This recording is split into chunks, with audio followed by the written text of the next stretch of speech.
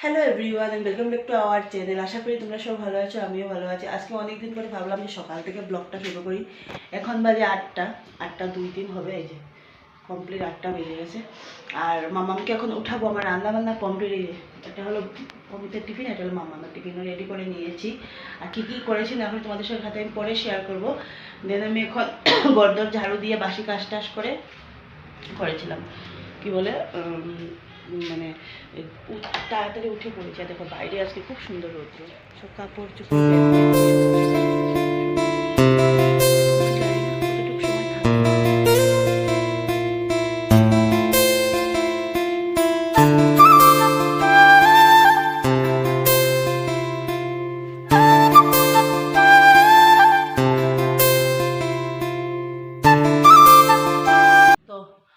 ওরা দুজন এখন বেরিয়ে পড়লো। এখন বাজে 9টা, পুরো 9টায় বেরোলো। মামামের স্কুল তো 9:30টার থেকে, কিন্তু 9:15-র ভিতরে ওকে ঢুকাতে হয়, কারণ অ্যাসেম্বলি থাকে তার জন্য। আর অমিতকেও যেতে হয়। আমার না একদিকে একটা সুবিধা হয়, সকাল সকাল কোনো দিন আমি যাই, যেমন টিফিন মানে কি বলবো সরি মানে ফিস দেওয়ার হলে আমি সকাল সকাল যাই, কারণ দুপুরে ইয়ার পরে 12:30 1টার পরে অফিস বন্ধ হয়ে যায় আর ফিস দেওয়া যায় না, তার জন্য তো আমার যেতে হয়। কালকে আমি গিয়েছিলাম, কিন্তু কালকে আর তোমাদের সাথে শেয়ার করা হয়নি। আর কি বলে এটাকে কী বল, মানে কথা ভুলে যাচ্ছি, এখন আলসি পাচ্ছে আমার। সকালে 7:30 দিকে উঠলাম, কালকে ঘুমোতে 12:30 1টা বেজে গেছিলো। আর উঠতে 7:30 দিকে উঠতে 6টার থেকে জাগা ছিলাম। 7:30 মানে উঠবো কিনে এলাম, বারবার বন্ধ করছি আর উঠছি, মানে এরকম হচ্ছিল। তো এখন আমি কিছু খাবো। আর আজকে কি হয়েছে বলো, চিয়া সিডস খাইনি। সকালবেলা আধা কাপ লাল চা খেয়েছি, দুধের চাটা সকাল সকাল খাচ্ছি না, তো লাল চাটা অল্প একটু, আর খেতে তো আমি লাল চা পারি না, অল্প একটু আর কি খেয়েছি। জল টল খেয়েছি সকালবেলা, উঠেছি অনেক আগে। চিয়া সিডসটা খেলে এত সময় থাকা যায়, প্রায় 10:30 11টার মধ্যে থাকা যায়, কিন্তু আজকে তো আর খাইনি চিয়া সিডস, আমার মিস হয়ে গেলো আজকেটা। কালকে রাত্রে ভিজাতেই ভুলে গেছি, মানে কোন সময় যে রান্না করে বেডে আসবো ওইটা ধান্দায় মামামের সাথে কথা বলতে বলতে ওরকম হয়ে গেছে। আর আজকে রান্না করেছিলাম সকালে, অমিতের জন্য করেছিলাম নিমপাতা ভাজা। ও খুব ভালো পায় নিমপাতা ভাজা খেতে, তো ওকে যদি নিমপাতা ভাজা দিয়ে দেওয়া হয় কিছু লাগে না গরম ভাতের সাথে, তো নিমপাতা ভাজা দিয়েছিলাম। আর মামাম বলেছিল ঘুগনি বানাতে, কারণ অ্যাঞ্জু ওকেও ভাত দিয়ে দিয়েছি, ও খেয়ে নিল। তো মামাম বলেছিল ঘুগনি বানাতে, তো আমি কি করলাম করলাম কি বলে তাহলে ঠিক আছে ঘুগনি বানাবো, ওর ফ্রেন্ডকেও দেবে, তার জন্য ঘুগনি বানিয়ে দিলাম। আর ও তো ভাত নেই এখন।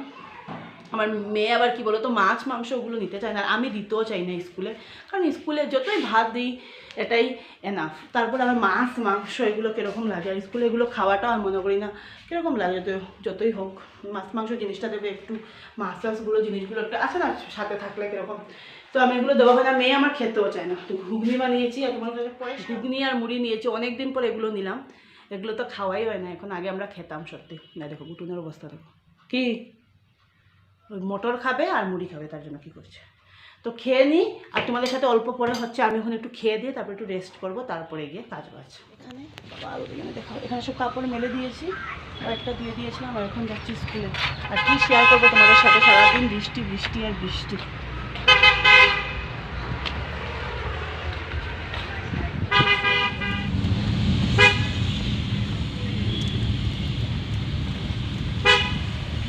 স্কুল থেকে এসে খেয়ে নিয়েছি, আর স্কুল শেড থেকে এসে তোমাদের সাথে কথা বলতে পারিনি, কারণ দিদির সাথে কথা বলতে এসেছি।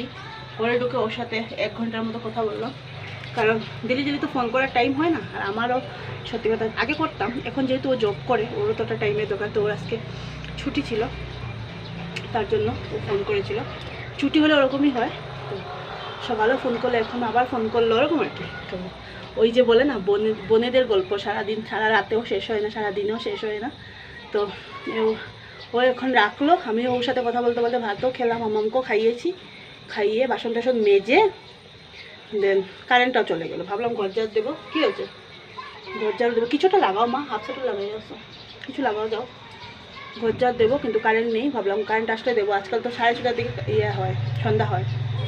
তো এই যে এখন একটু ঘুটুনকে নিয়ে বেরোবার ইচ্ছা করছে না, বাইরে পুরো ভিজে বৃষ্টি দিয়েছিল তো, তার জন্য। আর চেঞ্জ করিনি, ওর সাথে কথা বলতে চেঞ্জ করিনি, ভাবছি একবারে চেঞ্জ করে সন্ধ্যাবাতি দিয়ে দেবো। আর ওখানে দেখো ওয়েদারটা বেশ দারুণ, কিন্তু কি মিডিলে এই বৃষ্টিটা দেওয়ার কী দরকার, কি ঝড় তুফান নিয়ে বৃষ্টি আসে না, কি বলবো।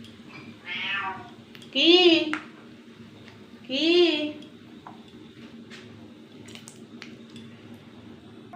তো এই যে এরা একটু কালো কালো হয়ে গেছে, লাল লাল হয়ে গেছে। এখন দেবো পেঁয়াজ। বাবা তেলটা পুরো ছিটকে আসলো। আর তো তেলের পরিমাণ দেখেছেন তো, ঈশ্বর দাদাভাইকে বানাতে এরকমই তেল লাগে, এনাকে বানাতে। কে কীরকম দিয়ে আমি জানি না, কিন্তু আমি তো এরকমই লাগে, মশলার টেস্ট হয় না। এগুলো আদা রসুন অল্প করে, কিন্তু তেলগুলোকে আর দেখা যাবে না। এগুলো একটু ভেজে ভেজে নিই। তো এই যে মশলাটা একটু ভাজা ভাজা হয়ে গেল। এখন এগুলো মশলা করে রেখেছি সব কিছু মিশিয়ে। এখানে গরম জল বসিয়েছি, হয়ে গেছে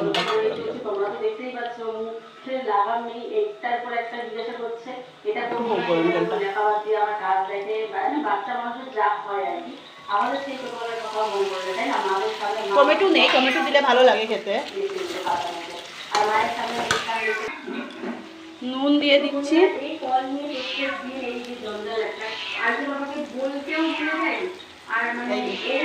একটা চিল্লিয়ে যাচ্ছে, 10টা বেজে গেছে। ওখানে ওকে ভাত দিয়ে দেবো। এই যে চিনি কমপ্লিট। এখন একটু ভালো করে ভাজা ভাজা করে তারপরে দিয়ে দেবো। তো এই যে আলু এগুলো দিয়ে দেবো। এগুলো একটু নাড়িয়ে চাড়িয়ে তারপরে কাঁঠালটা দেবো। দিয়ে দিলাম এঁচোড়, কাঁঠাল, যাই তোমরা বলো। আমরা তো পাকলে কাঁঠাল বলি, আর কাঁচাটাকে এঁচোড় বলি, ওই একই। একটু ভালো করে কষিয়ে নেব। হয়ে গেছে, আর কষাবো না, অনেকটা সময়, 8 ঘন্টার মতো কষালাম। এখন গরম জল দাঁড়াবো। এখন একটু সেদ্ধ হয়ে গেছে, এই যে দেখো। তো বন্ধুরা তরকারিটা আমার অলমোস্ট কমপ্লিট হয়ে গেছে। এখন শুধু ইয়ে করব, ওই গরম মশলা দিয়ে দেবো। সম্বাসও দিয়েছিলাম দেখেছো। আর এখানে একটু মানে ইয়ে করে রেখেছি, বেটেও রেখেছি গরম মশলা, গুঁড়োটা দেবো। দিয়ে তারপরে দিকে দেন আমি তরকারিটা নামিয়ে ফেলবো। আর আজকের ব্লগটা না আর বড়ো করছি না, কারণ সকাল থেকে করছি আর আমার এডিট করতে অনেকটাই প্রবলেম হয়ে যায় বড়ো করলে। আশা করি তোমরা বুঝতেই পারছো। দেন এখন মামামকে খাওয়াবো। আর মামাম তো কাঁঠাল তরকারি এতটা খেতেও চাইবে না, তার মধ্যে এতটা ঝাল দিয়েছি, আমি খাবে না। তার জন্য ওকে আমি একটা ডিম অমলেট করে দিয়ে দেবো। আর ডাল আছে, ডাল দিয়েও খেয়ে নেবে। হ্যাঁ, তো আজকের ব্লগটা এখানেই শেষ করছি। প্লিজ ভালো লাগলে ভিডিওটা নো স্কিপ করে দেখো। আর নতুন বন্ধু যারা, প্লিজ প্লিজ আমার চ্যানেলটা সাবস্ক্রাইব করে দিও। তো লাইক কমেন্ট শেয়ার করে দিও। আর কালকে আরেকটা নিউ ব্লগ নিয়ে আসছি।